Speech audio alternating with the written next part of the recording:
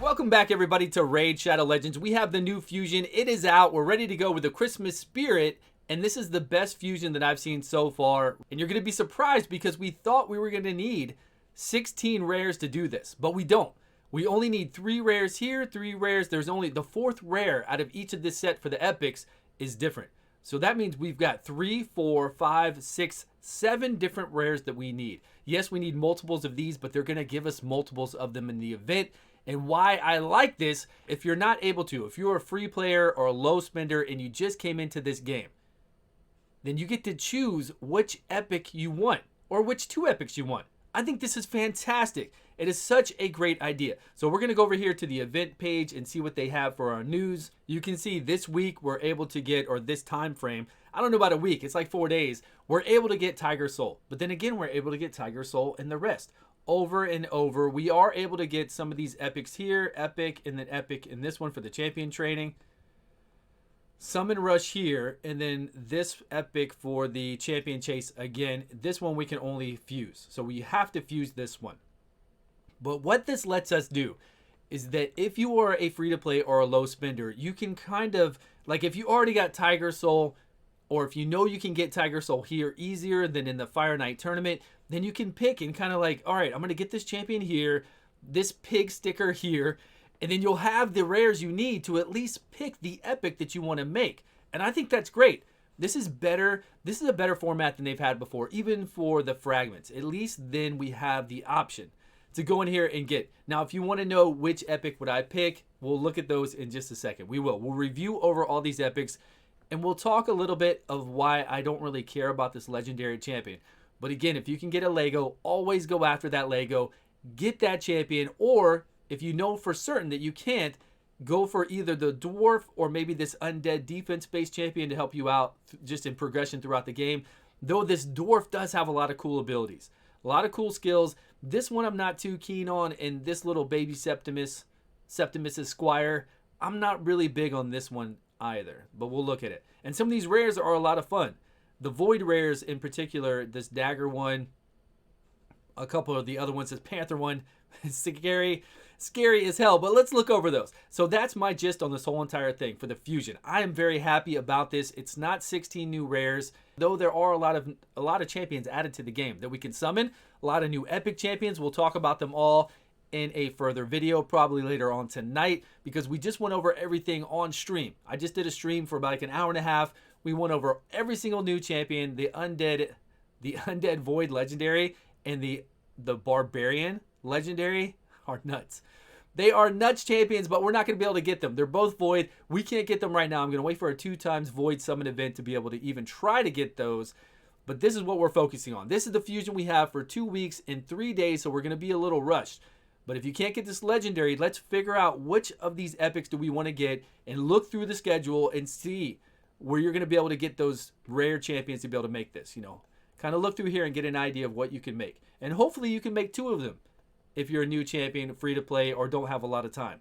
Hopefully you'll be able to make 2 of these champions. Let's get into it. So for the epic, for the legendary actually. For the legendary, what don't I like about her? She's just not very consistent. This right here is in arena battles. I thought it was going to be for Doom Tower or for Faction Wars or maybe for all battles. First off, this is for arena. So that right away already makes me not want to use her that much. I mean, right here, she attacks 5 times. We get a chance to do a freeze. Can she be strong? Can she be used? Yes, every champion can be strong and be used. Will she help you out with progression? She can, because she's got this increased defense, and then we get a continuous heal on a 3-turn cooldown. So if you have books, she can get you through things in the game. She can, and she can freeze and remove it. I'm not saying that she is garbage. I'm just saying for what I have, and if I had a solid account, I don't think she's going to help me, but she might be able to help you out, so do go for it if you can. All right, let's get into the epics. The epic here, this one. Now, this is at level 50. These aren't their level 60 because we're not selecting them through the normal way. We're selecting it right here through the fusion. But this guy does have a decreased attack, and he's defense-based. And then over here, he's going to decrease crit rate, which is very strong on an AoE on a 3-turn cooldown. And he's going to heal himself by 20% of his max HP every 4 turns. It's not a lot, because we're doing a defense base. He does actually have good defense and good HP. You just can't tell because we're not at the level 60. But he does provoke here on this for 2 turns. provoke debuff for 2 turns. So we could use this on the Magma Dragon, but the Magma Dragon in the Doom Tower has not, nobody's seen this guy be difficult yet. He just has not been difficult. So we could use it on the Magma Dragon. We could use this on waves for progression. We could use this on the clan boss for decreased attack. We could use this on any boss for decreased attack. And then his passive here gives a reflect. I'm not saying he's the best of the best, but he's a decent, solid, epic champion if you wanted to make him. We'll save the dwarf for last because he is pretty cool if you can keep him alive. If you can keep that dwarf alive, he is pretty sweet for what he can do. This one here, I was not impressed. I like the look. Attack one enemy. We've got a chance to decrease turn meter by 7.5 and then decrease the turn meter further by 3% for each buff on the target. Not too bad for there, but he is an attack-based champion. He doesn't have a lot of HP, doesn't have a lot of defense. And then attack one enemy here, and we remove buffs. And then, of course, we attack all enemies. And this is actually pretty good, but it's on a 4-turn cooldown instead of a 3-turn. We're going to decrease attack. We're going to decrease accuracy, which is very strong. Both of those are super strong, but on a 4-turn cooldown, so we're going to have problems keeping this guy alive, but still a solid epic champion. For Banner Lords, what they're doing is filling out all the factions. Not only these, but the other champions that we're going to be talking about in follow-up videos.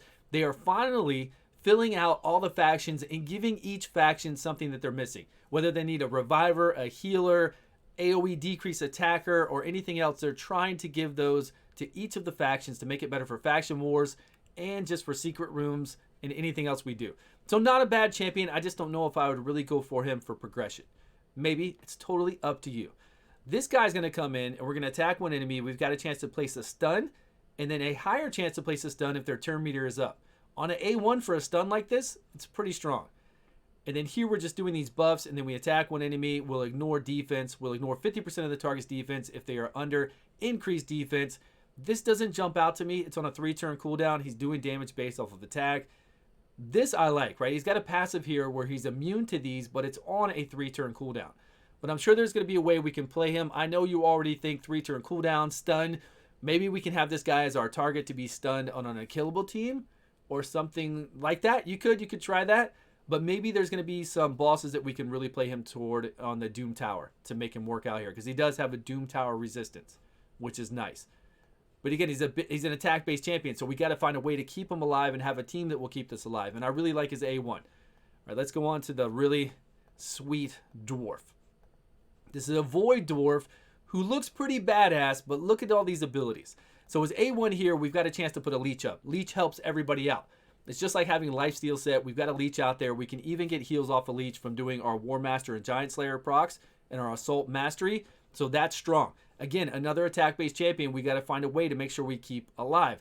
If we have to put an HP chest on him, that's cool. But in game, you don't want to do that. You know, you want to get as much damage out of him as possible because this guy's pretty strong with what he can do. I'm sure his multipliers are nice as well. This move is really here, I think, just to get extra turn, to get this cooldown lower. It's on a 4-turn cooldown. We can actually get this one lower. Let's go over this one first. Okay, so we're going to sacrifice HP, and we're going to get an HP shield put on. Well, we're an attack-based champion. We're not going to have high HP, so this HP shield is going to be really low. It's not going to save. An attack-based champion with really low HP, with mass amount of attack, crit rate, critical damage, is not going to survive. If you go through a wave and then everybody in that wave attacks them, if you're not strong enough, then he won't survive through it, no matter what he's doing here. But really what this does is it increases his turn meter by 75%. So kind of gives him an extra turn. This one, though, we get an increased attack before we attack. We also decrease defense before we attack. And then we hit one enemy. And then for some reason, after we attack, we put up a weaken debuff. So I don't know why this is even separated down and down. Because you place the increased attack buff on him for 2 turns, then attack an enemy. Also, you have a 100% chance to place a decreased defense debuff for 2 turns before attacking. And then after that, over here in this sentence, you have a chance to place a weaken after the attack. Okay, so the main thing is we're going to increase our attack. We're going to decrease their defense. We're going to attack them really hard. It's going to hurt. It's on a 4-turn cooldown, but we can lower that cooldown, decrease the cooldown of the Gleam by 1 turn every time he loses HP here. The HP loss is accumulated and tracked over multiple turns, attacks, or hits, and is not affected by healing or other HP increases. So we're going to lower the cooldown on this. We're going to also lower the cooldown by taking turns here quicker, and then we've got the A1 for leech. And when that leech is up, he's going to heal back. So this guy is strong. I like this guy. He's void. We can take him a lot of places. But if you're a new player and you don't have a way to keep him alive, if you have Sile the Drakes, if you have something like that, and then he gets his leech up, he's going to be a fun champion. So if I had to pick one out of all those, I would definitely pick the Void Dwarf for you to fuse. If you can fuse that one. And then this one you can fuse as well. He's going to be a tanky, cool champion. This one I'm not too sure about. We're going to have to see how he plays out. Let me know down below what you think, though. What do you think is the best one if you cannot make the legendary champion, since we have the option to kind of pick and choose almost which epic we're going to make? Which epic would you go for if you could not make this legendary? I would go for maybe this one and that one. The Dwarf and the Undead. And then these might have their place somewhere. I'm not real big on that one, though he does do AoE decrease attack and decrease accuracy, which is very strong, but it's on a 4-turn cooldown. That's what we got so far for our first video about all this cool new champions that have come out. Thank you so much for watching. Please subscribe if you haven't, and I will see you all on a video soon.